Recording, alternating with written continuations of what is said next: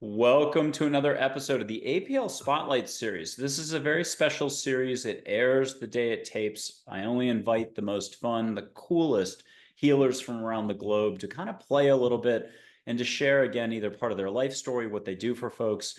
Again, the whole show, APL show, we're booked into September of 2025, a whole year out. Um, Please like, subscribe, share, comment. We're just approaching 500,000 channel visits and we have a really shy crowd, but emojis count, so do that if you need to, and share this with someone you think you're going to appreciate, who's going to appreciate this.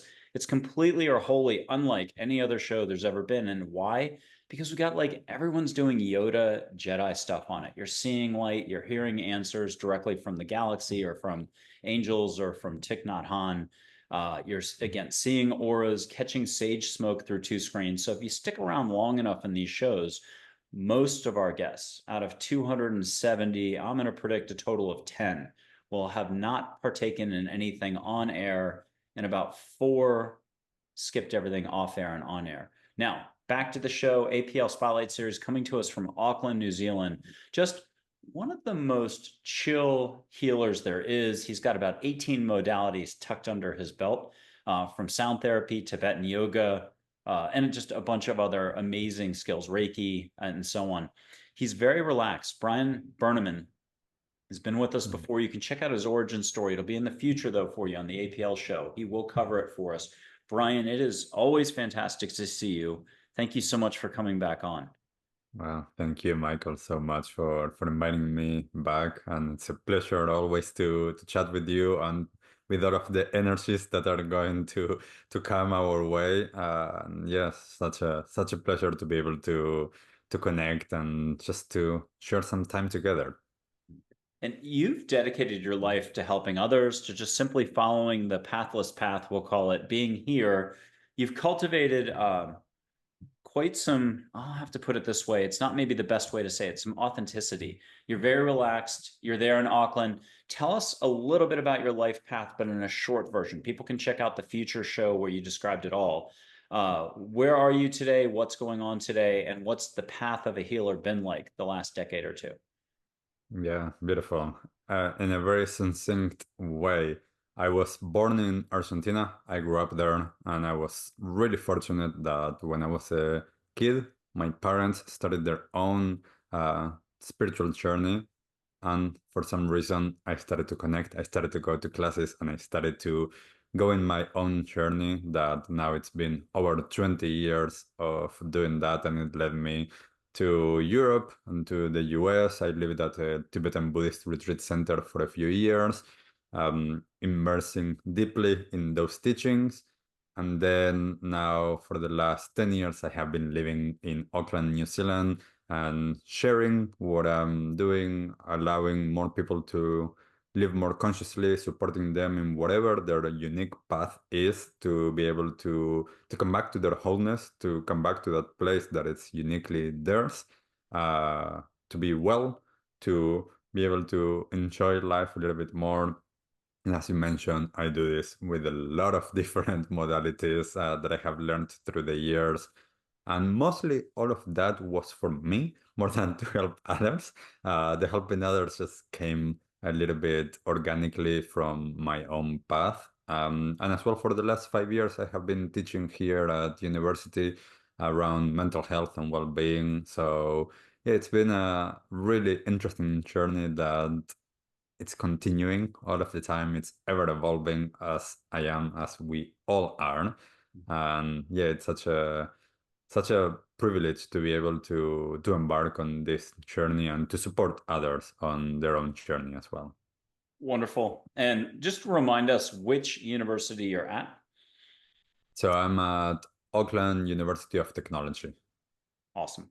I'm going to put up Chogyam Trungpa. He insisted on a younger photo of himself. Whether it's Windhorse, ZG, or something else, can you get a couple terms that then you can run with that we'll all benefit from hearing more about?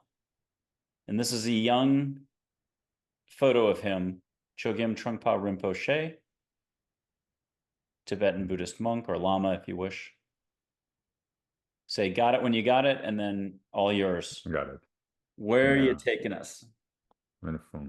I'm going to start actually with what was there, which is stillness. I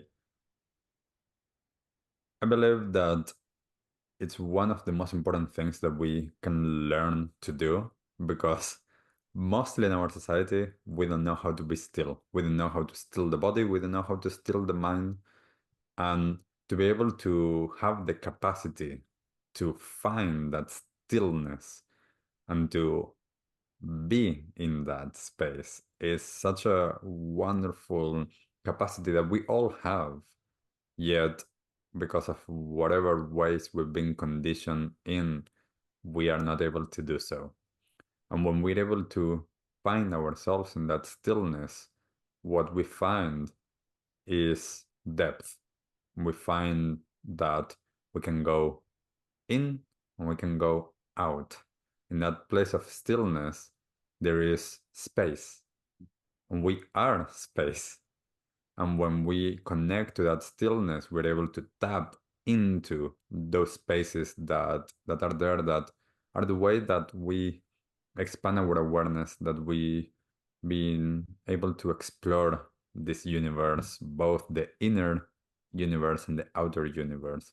And when we're able to do that, it's such a beautiful place because as we are developing greater awareness and we are in that place of stillness, we connect with the ever-present present moment. And therefore, we can connect with so many things that seems that it's in the past or in the future, but it's all in the here and the now. And and I think that until the moment that we're able to experience that stillness and that space in our mind, we cannot comprehend what I just mentioned. It is an experiential thing that we need to get to. Beautiful. I've got two quick quotes for you. One's from India, and I think many people have heard this before. A mind that is fast is sick. A mind that is slow is sound.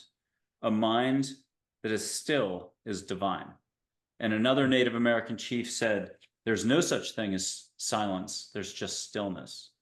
And I thought Mm. those were brilliant and very related. Where would you want to go from here? Mm. Yeah, I think that, it's something that you just mentioned from those quotes that are important is understanding the speed that our, you know, society is going at and how that's actually distracting us and how for many people that is not allowing us to actually connect. So many are so disconnected just because they cannot find that place of stillness, because stillness, even going to that silence, even just silence is so uncomfortable. I remember a couple of times, going to teach, with new students at university and asking a question. And until they get comfortable, with me and we start to build a rapport, sometimes they're not as open. So I just pose the question, I just stay in silence. And you just hear silence. And you can sense how uncomfortable everybody is. They are not saying anything, but they are super uncomfortable because I'm actually staying silent until someone says something. Because I don't mind that silence. That silence is that place of stillness as well. And when we're able to understand how we've been conditioned and how we're living, how to slow down and how to find that place of stillness, our life changes. Beautiful. Okay, talk to us about compassion versus love versus kindness. Do you distinguish between those? Are they different gradients of the same hill or a downhill? Which way are we supposed to look at compassion, gentleness, kindness, love, all that shiny, sparkly stuff? Mm. I'm going to say this from a few different places. So there's a place where just the words are hard to understand because we might say, like compassion, but we might actually be experiencing something very different. Or the same with love. the vibrational nature of all of these different frequencies makes them different, yet similar in a way, but there's a difference. How we experience it now, that's a different story. How we experience that is very different. And I usually go back to something that one of my teachers used to say about the difference between sympathy, um, empathy, and compassion. He used to say, sympathy is I'm sympathizing with you, like you're going through something, and I just, I'm putting my mind into, oh, like that must be tough. Empathy is me trying to put myself in your shoes. And compassion is actually being able to feel what the other person is experiencing, and therefore we are moved to action. Compassion, he always said, that was always accompanied by some kind of action. Because when we actually feel what the other person is feeling, we want so much to alleviate people's sufferings that we're going to do something. What that action is, doesn't matter. But there's going to be that aspect. And I think that as well, and I teach a lot of times, a practice that is called metta or loving kindness. One of the most important aspects of being kind and compassionate and loving is to do that for ourselves. Because most people, when they think of those qualities, they look outward. How can I be compassionate or kind or loving towards another? What about ourselves? And this is one of the things that I try a lot of times when I'm teaching or working with clients, to get them to prioritize themselves, to be kind with themselves, to be compassionate with whatever it is that they have experienced up until this moment, because whatever they have experienced, it already happened. We cannot change that. We can change how we are relating to that. We can change how we are judging what we have done, so that that's no longer having a hold on us. But the more that I'm able to be in that space within myself, the easier it is that I'm going to be able to do that with others. So the more compassionate that I am with myself, the more compassionate I'm going to be with you and with anybody else. So, going back to all of the differences of all of that, they might be quite subtle. And, different people might use different words and definitions for some of these concepts. Perfectly okay. At the end of the day, is how are we feeling it? What's the felt experience more than the word that we're using? Because the felt experience is how we are actually experiencing that frequency or that vibration, and therefore we're able to understand it more deeply. And I'll do a Zen joke as a response. Is that so? Okay. And that's it. You have to follow like Joe Shu or one of those Japanese, Chinese Zen masters to get that joke. We'll maybe get into it later. I have 4 or 5 definitions of compassion for you to see if there are more strings on the harp than we realize. Jesus once said, like around 2014, so take that with a grain of salt, compassion is open eyes and open heart. Raphael, Archangel Raphael, said compassion is releasing fears and judgments. Abe, the Abraham of old, an angel who's on everyone's team, super cool. Compassion is not judging, taking action with no thought. Dale, another angel, said compassion is just being and trusting the outcome to be of the highest intent for all. I'm going to do 1 or 2 more. An angel named Mac, don't call her Mackenzie, said compassion is treating every moment with the awareness of a newborn baby. And lastly, compassion for all is life. What do I do with those? Help. You know how to talk human English and to sort this out, and for the audience as well. Those are a lot of definitions. What reverberates around right away that you can share? I think that one of the main things that from all of those that you just shared, there's an openness and there's a lack of judgment to be able to tap into that space of compassion. Because when we are judging, which we all judge, that's how we operate. That's I always say this to all of my students. When we understand the protective mechanisms and the survival mechanisms, then we can be with what arises. So if a judgment comes up, we can be with it and not pay attention to it or not believe it.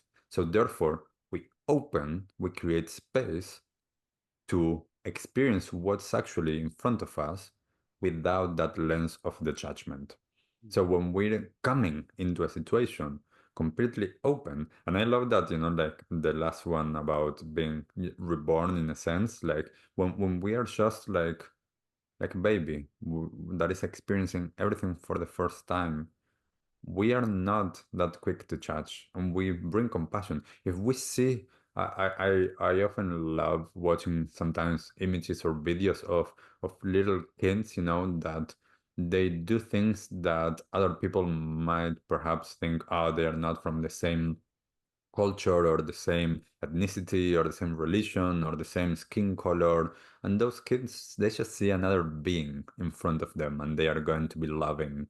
And that's the approach to be able to understand this. When we're able to create that openness, everything changes. Brian.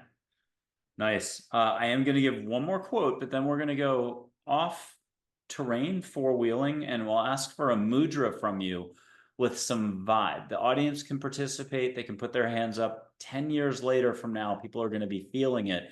We might blow some sage first, and you and I just say, hey, we're feeling each other's vibe via our hand, just to build up some confidence. Here's one more quote from India.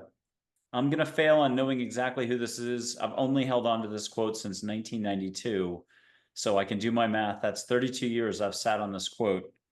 And it took me 16 or 17 years to understand what non-duality might be. So I'm not the quickest turnip on the tool truck to try to make a joke of myself here. But here's the quote by Siddha Katrapa.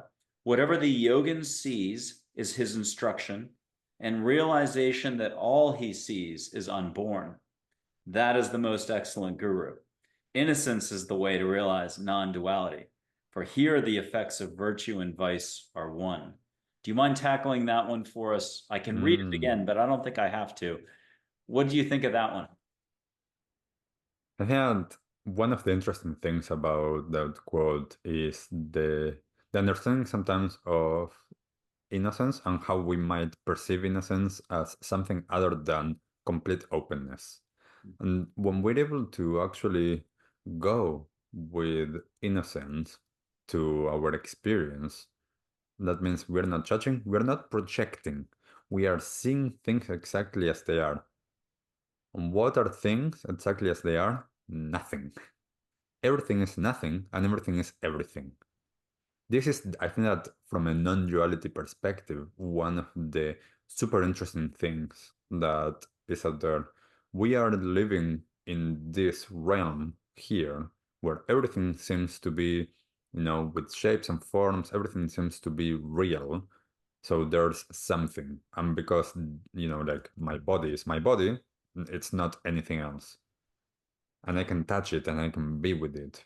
Now, when I can go with that innocence or that openness beyond that, when I'm doing this, when I'm touching my body, I'm not actually touching my body. There is no body, and I'm not actually touching anything. There's potentially, we can say, there's energy that is actually touching each other up until so close that there's a sense or a semblance that there is touch, and all that there is some resistance, just like when two magnets come together. That's what's happening. And also, that's also an illusion. So when we're able to allow ourselves to experience whatever it is that we're experiencing in the present moment from different perspectives, different dimensional realities, let's call it, we're able to be with the experience without judging it as much. Because things are not as we perceive them a lot of times. Things are way more and also way less. Okay, our topic after we get done with just some quick Olympics gymnastics here, but with our hands, will be allowing with a capital A, which is an easy topic for you, and it's a lifelong pursuit for you and for all of us. What are we allowing for daily? If we ditched everything else today, that would be the rub. I'm going to light some sage. It's a staple of the show. That just means you, the viewer, doesn't matter what year it is, you're in Tokyo, you're in New Zealand, different city, Christchurch maybe, or you're in Germany and it's 2030 or 2032. Time and space are not what they seem like. I'm lighting some sage. And why settle for linear sage, even though it's really good sage? It's Juniper Ridge, the California company, and all the Whole Food stores. Some people start tasting it when they see the flame, but settle for the smoke. Catch sage, but why not go triple tiered tiramisu, no calories? Catch sage, flowers, and even ocean smell that's not out your back door. Brian, are you getting the first two? Are you getting the sage? Or are you getting the flowers? All of it. Which flowers are you getting? Shakaranda. Oh man. Catch incense if you want from a temple in India or Laotian or from Thich Nhat Hanh in Vietnam. But if you would allow for a little bit of wave action, palm fronds, maybe you guys are by the water and just say, got it when you got it. Enjoy it for 30 seconds or so. Build up your chi, your shakti, your prana, your mana, or your aroha or your aloha. I think I hit a lot of terms there. A couple of them were love. And just allow.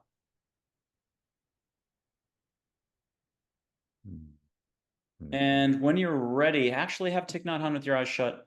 Instruct you on which mudra that you already love or a new one, whichever way you like to roll. Have him show you either the double mudra, so both hands, or a single. And then you're going to instruct. We're just going to all have a chance to feel your vibe for years to come, decades to come. And my only suggestion at this end is set your intent. And the only thing I've got for rule or structure is, well, breathe is an unofficial rule. Through your mouth, more openness, opening openness, as Brian was talking about. And then the last thing is just ask the universe angels to get you out of your head into your heart. Make it nice. Amen, rock and roll. Thank you. Om Sai Ram if you're from India. Own it. Brian, in about 10 or 20 seconds, you take all the time in the world, though, if you need more. And then we're yours. I'll put my hand up in just a little bit and I'll meet you. And then the rest of anybody at home can feel what they're going to feel. Breathe. If they need to close their eyes, they can do it. You'll talk us through this. Beautiful. So, yes. What's coming through? I have never done this one before, so I don't know what it actually means. So we'll see what comes up. Good. Okay. Let's see if I can show this in here. Yes. So it seems as if there's this finger just down and the other one's making a little bit of a cup kind of thing. And both are as if there's something in between.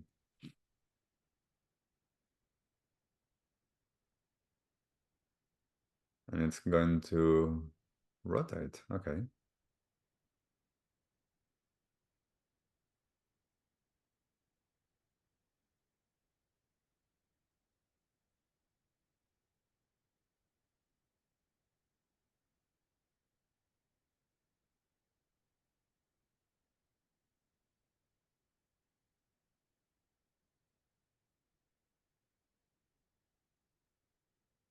Oh, okay. There's something going on there. I love this. Oh, beautiful. We could call that the rotating teacups. You switch directions of the pour. There you go. And that could be taken many different ways. Okay. That was wonderful. If you're sensitive at all out there, and even if you think you're not, it's not about thinking, it's about less thinking. And then when it's not about less thinking, it's about just being here. And you'll be surprised at what you can feel, what you can do when you really get out of the mind or put your mind to it and then get out of the mind. Okay. I'm doing this for no reason at all to clear the decks. Talk to us about allowing now in any way you wish. And you've talked about this a lot at retreats, workshops around the world. You've been in demand. You've been doing this an awfully long time. You've had big groups, little groups, private groups, you name it. What do you call it? Those spa retreat places you've gone to give, speaking engagements, stuff like that. What do we need to know about allowing? I'm going to start by what I just experienced. Oh, yes, please. So I had no idea what I was bringing into the space, what was, you know, coming through with that mudra. That is part of the allowing. That is part of need to get out of my own way. I need to allow what's coming because there's always more than meets the eye. There's always something trying to come through. There's so many amazing beings, teachers, masters that are there supporting us and are bringing us a lot of different messages, ideas, thoughts, experiences. When we are able to allow that, things can flow. And when we are allowing, we can actually understand that not only there's no need to control anything, we can't control anything. When we get to the place of understanding that, we allow. And when we allow, we're able to flow. That doesn't mean not caring about anything, you know? That doesn't mean that we are not co-creating the path that we are waving in this world. What happens with that is that we understand that our mind doesn't know everything. Our mind is so trapped in a sense. This is what, when we can see mandalas, especially Tibetan mandalas, that they are showing us part of how it is that our minds work. It's all in there and it's all of the teachings inside of there. But at the edge, there's more without the edges of those palaces. Usually all of the Tibetan mandalas, if you look at it, is a kind of like a falcon view of a palace. And when we're able to go beyond the walls of the palace, there's so much more, but we don't know that there's more. So when we're able to be receptive and to allow what is already the nature of who we are, which is, amazing, beautiful, magnificent, abundant, loving beings, then we're able to tap into that energy and we're able to allow that to be manifested in our lives. And when I'm saying manifested, that doesn't mean that it's actually going to show up in the physical. The materialization of something that we manifested is another step.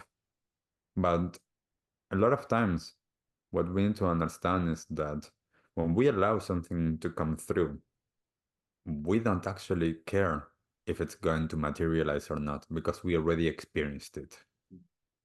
Because all that we're wanting from things is the experience. I don't care, if I have a phone in my hand. If I'm able to talk with my parents, which are the people that I wanted to call, without a phone, I don't need the phone. So, if I'm wanting to drink some water and I'm able to get the sense of that, do I need to drink the water? It's a question of being able to open ourselves to understanding that there's so much more intelligence that is beyond what our human mind can comprehend, that when we allow ourselves to relax that, not to shut it off, to relax it so that we can embrace other intelligence, then life is beautiful. I'm going to leave it there. I love it. Okay, I've got Joy again, or I'll put up Charlotte. For another topic, here's an angel named Charlotte. Go ahead and put your hand up and feel her vibe, and you can go beyond words for a topic, but you can also hear another topic. But if you'd allow for blue sparkles or blue butterflies or blue something in the room when you do open your eyes, just to catch you off guard. And anybody who needs extra help, just breathe through the mouth like it's a 70s stereo, turning up the volume. If the shoulders are heaving ho up and down, you know you're breathing a lot. That's great. That's plenty. Mm. And she'll take you somewhere, and then you'll take us somewhere. What do you get from Charlotte? So what I got is an understanding that we are already whole. The path of healing, and I usually say this to my clients, the path of healing is a return to what is already there. You're already whole. The path of healing is a return to your wholeness. We are not achieving anything. We are just getting rid of the layers of all of the veils that are preventing us from experiencing what we already are. And, in the Buddhist perspective, we would say we're already enlightened. We don't know that we're enlightened. And we need to remove all of those layers. So the path towards enlightenment is a path of unlearning. Unlearning everything that is preventing us from seeing we are already enlightened, we are already whole. And when we get to that place, the journey gets a little bit easier because we're not trying to achieve anything. We are already there. How can we experience what's already there? 3 quotes for you. 2 that are right on about what you were just discussing. One's a super short quote. To heal is to make whole. And most people don't become what they can be because they can't see it's what they already are. And finally, it's not a koan, but it is a Zen student to teacher, 2 questions in a row. The student is pernicious.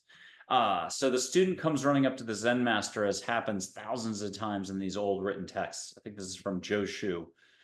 The student asks the Zen master, "What about it when I seek to be Buddha?" And the teacher says, "What a tremendous waste of energy." But this is a quick student, so he comes back with a reply, "Well, what about it when I don't waste energy?" And the teacher says, "In that case, you are Buddha." Can you talk to us about just a little less thinking, a little less wasting energy daily, and how it makes all the difference in the world? Mm. So, Buddha said, mind is everything. Mind is the captain of the ship. And one thing there that is interesting, my teacher used to make a distinction between mind and mind. One is with capital M and the other one not with capital M, lowercase. And he used to say, when Buddha is talking about mind in that way, he's not talking about this mind.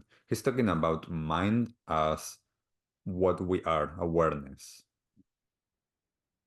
So it's beyond just this small mind.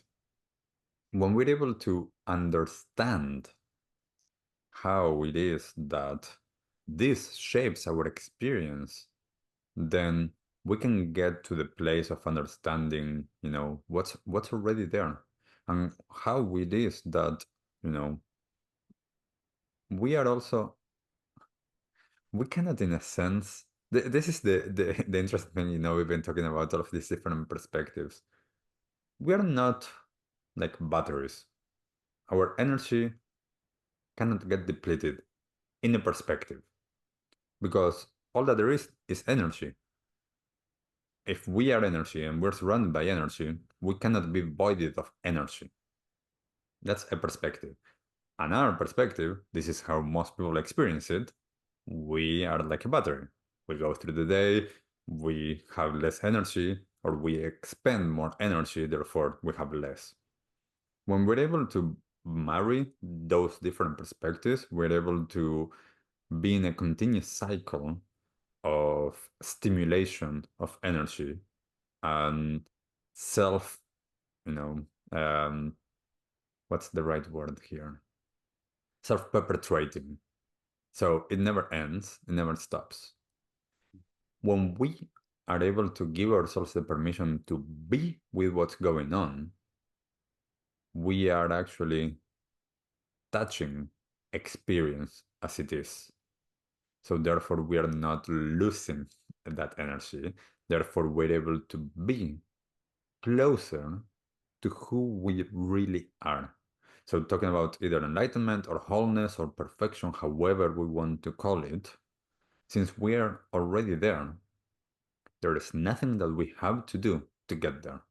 So when we can relax into that knowing, then our life, our experiences, our behavior is not based on what we think that we should do or what we think might be beneficial for others to validate our experience.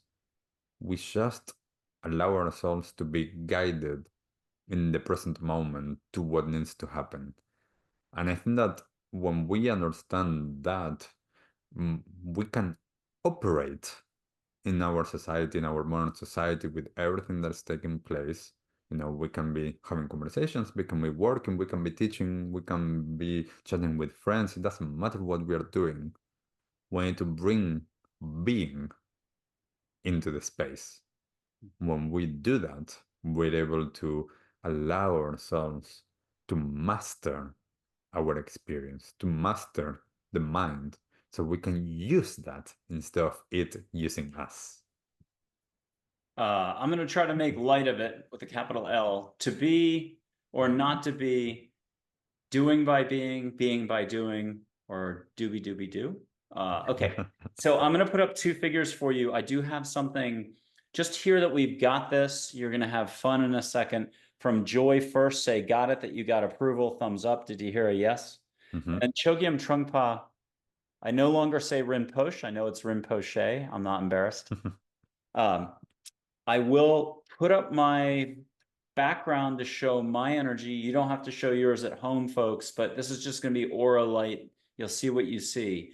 Then I've bought time, because after that, it's almost like a mudra, but mudra with light. This is what I just got. Hopefully we're rolling with it. You'll do something like this or like this, your choice. Whichever way you feel you're going to flow most with your prana, your mana, your shakti, your auras, your light, your universal love or consciousness. You're the conscious living expert here. But when you do pull away, you'll be able to see, but lots of light. And for those loosey-goosey, wide open folks who are enjoying your vibe, they'll be able to see it too. We expect comments. Just first of all, Brian's fantastic. You got to throw some compliments down in the whatever you can appreciate or note that you're appreciating. I'm going to do one figure before I show my energy. Buddha, if you don't mind putting your hand up, hearing music in the air and even something else that's like music, it sounds something. I don't understand what it is, like chanting or something. Say, got it when you got it, but hear a private instruction of a Got last it. bit of allowing. Perfect. And you'll see golden light wherever you need assistance or fun or sparkle to make you go, wow, whoa. Never doing this interview again. Here's the background. Folks at home are seeing with their heart. They're seeing with all of them, all of themselves, or seeing without seeing, the Zen thing. You'll see white, green, gold, 15 colors at once. If it's rainbow light, pause this and run out and buy a lotto ticket, or do your 20-mile run you've been putting off for a week. Here we go. Breathe through your mouth, let go, see with all of you. And what's the filament of light, Brian, you're seeing between my fingers? Oh, it's a combination of gold and silver, somewhere in between there. Okay, and last act, ask Buddha, Chogyam Trungpa, Joy, anybody else to make an extra object off of it. It could be a heart, a bunny rabbit, you know, little fireworks. Someone got a phoenix the other day. Did you get a little extra object? Yes, it seems like a never-ending snake. And that's a good snake. Someone else actually got that. It was like a rainbow serpent, meaning life, and Mm, the different layers. That's at least what they said a week or two ago. mhm. Okay, I got to remember what we're doing. You've got this. If you don't mind, I'm gonna go quiet for like 2 minutes here. But if you don't mind doing you, something like this or like this, but as you start to pull apart, it's all coming to you. And at some point, after you're done enjoying and showing and we're feeling and seeing, you'll share words to go with it, but the words are not important right now.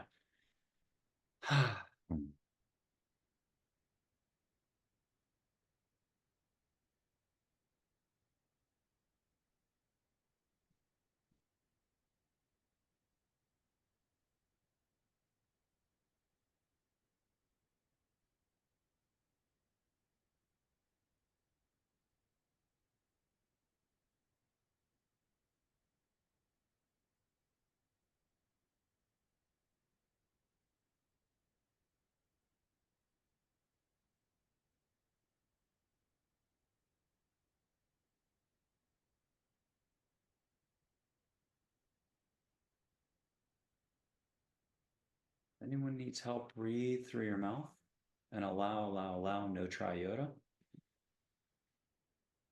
And At some point, Brian may open his eyes and share with us with words while he's still holding it. So this is like juggling 6 balls at once and drinking tea, but Brian knows how to do that.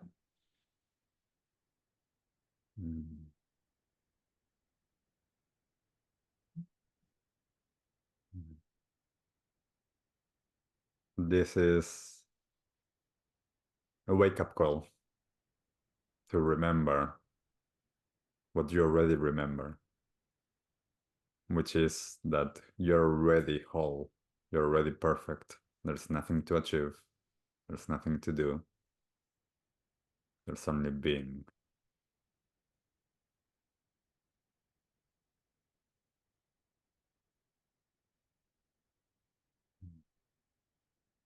The greatest gift is allowing. This is angels talking.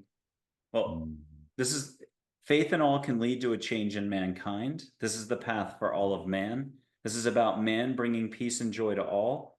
This is about your personal growth in your life and finding the next stage in your soul's development, as well as the continued evolution of mankind. The greatest gift is allowing. All is growth and change. This is frightening for some.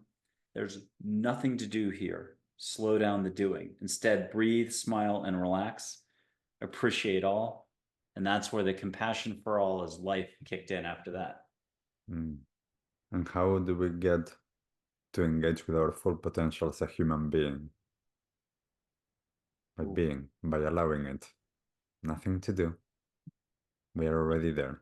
And she'll kick in one more. You'll just be like, and what else? And you can see blue light. Enjoy. Yeah. Yes, it's like, I think that I'm going to drop my hands. Yes. There's something here that is important. We don't need to be serious to be and to be in a journey towards enlightenment, human potential, connection, whatever we want to call it, healing. It is a path of enjoying as well. And we need to figure out what that means for each of us to be able to understand the preciousness of this life, the preciousness of something that we cannot control, we cannot really touch. We can experience it. That's part of the being with it. We can experience it. And we don't know when it's going to end. We cannot control it. And the more that we are able to remind ourselves of the preciousness of this moment, the more that we're going to make the most out of it, the more that we're going to allow it, the more that we're going to be able to be that love, that compassion, that kindness, everything that we're wanting to experience, because we are already that. I love it. Dull Knife, a Native American chief, once said, "Life is a feast. Partake." I'll put up 3 photos, very quick for each. Unconditional love spirit guides. I always say treetop level, and they can help you get from point A to B on anything. Here's Dull Knife, wisdom with some humor. Cheyenne, his original name was Morningstar, but truly Dull Knife was his new name historically. And what does Dull Knife have as a reminder? Laughter. I like it. And then Red Shirt, the gentlest mom in the world, compassion, compassion, compassion, Lakota Sioux chief wearing a U.S. presidential medal in this photo. Catch one of those 50 sacred smells: tobacco, sweetgrass, juniper, cedar, pine, desert pinot. You get the idea. What are you catching, Brian, in Auckland, New Zealand? You're not alone. You are not alone. We are never alone. Yeah. And are you catching anything incense-wise or scents? Pine, cedar, sweetgrass, juniper? It seems like corn that is being cooked. Ooh. The feast, getting ready. Yeah. A young, older Geronimo. I'll do older. And he's action, dry wit, humor. The first two are proper yes, no. Older Geronimo is like, you need a seatbelt, roller coaster seatbelt, or Formula One. Very intense but loving, like your grandfather or uncle. Mm. Wow. Can see the universe just behind his eyes.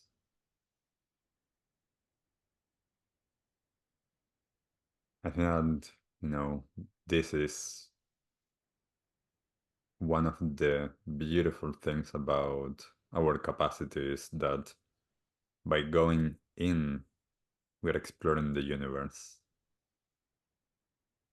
And there's so much, like it's infinite. Space is infinite. The universe is infinite. It never stops. And the only limits that we're putting, how much we can experience of it, is the ones that we are putting. And I have a final photo of today's show, and that's a concert. It is not snowing. It is not raining. It's not foggy. It's not balls of light or orbs. It's angels of all types. Joy is in the center. Mm. And the purple one kind of now center is Claire, who's resilience. But my crew is in the center. Hear and feel what you can feel. Tremendous amounts of love, compassion, as if you're at your favorite concert. This was either M83 out of France in Austin, Texas, or it was Two Door Cinema Club, the Irish band. I can never remember which. But it was high vibe. Everybody was having a good time. Mm. And what are you getting from a gajillion angels? Ah, this is the ecstasy of love, of life. We have a tendency to judge experiences or types of experiences. There's just love everywhere. There's so much beauty everywhere. And when we are present, enjoying what we are doing, which a lot of people are when they are, at places like that, a lot of people are not. They are somewhere else. They have dulled their senses with different things. It doesn't matter. We can be so present there and enjoy it and be able to understand how when we allow the energy in the body and the body to be awakened and to be stimulated by energy, how we are relaxed, therefore we are open to experience, therefore we are open to experiencing all of the beauty of everything that is out there. Uh, love is everywhere. Open your eyes to find love. Big Mary said that one. It wasn't me. But that is coming to kind of the wrap here. What are the final three Brian Berneman patented? You love reminding folks of these three tips for more conscious living, walking a smoother path. Mm. The first one is that you are unique. You're original. There's no one that is you. Therefore, do not compare your journey to everybody else or to anyone else. Do not think that you're behind or you're, going faster than others. Everybody's going at their own pace. You're going at your own pace. And with that, you are worthy just as you are. There's nothing that you need to do to gain or to be validated. You are not only enough, you are everything. You're more than enough. There's beauty in you, and we actually need you to be you. Do not give away and abandon yourself anymore to fit in other spaces or what others might think of you. You be you. We need you to do that. We need you to bring your own gifts and your unique medicine that you're bringing into this world because we are all part of that oneness and we need all of that. If we would talk about it as a machine, if all of the pieces are not there because you are trying to be a nail when you're supposed to be a screw, then the machine's not going to work. So we need you to be you. And that is perfect. And that makes you perfect. I'm going to do three quotes to close it out. You still get a last chance to give us one more nugget. UBU, Scotty P. We're the Millers, the comedy. I love it. And you've said UBU a lot, and I love it. I'd forgotten, and now I'm flashing back to the website or other places you've been. Here's a quote from Angels right into what you were saying. Happiness is obtained in the absence of ego. Ego's afraid to be vulnerable, to let go, and to be in the unknown. Again, there's nothing to lose and nothing to gain. Move past seeing the negative. And then finally, in the end, love is what shows us life in different colors. The contrast or the flavor. So definitely be whatever you need to be or in the moment. Okay, Brian, this is it. Is it a t-shirt expression? What could fit on the t-shirt? Or is it broader, deeper, or is it a mudra, a mantra, or both? It's a reminder. There is nothing wrong. Everything is perfect as it is. And if you're not experiencing perfection, it is your system trying to protect you. Brilliant. Brian Berneman, Auckland, New Zealand. Very fun, very original. Thank you so much for being on the APL Spotlight series. What a treat. Thank you, Michael, so much. Thank you for what you're bringing. Thank you for having another chance to chat and to be able to connect and to play and to be able to share this and, you know, for whoever and whenever this resonates. Awesome. Awesome. Thank you, Brian. Thank you, Michael. Bye, everyone.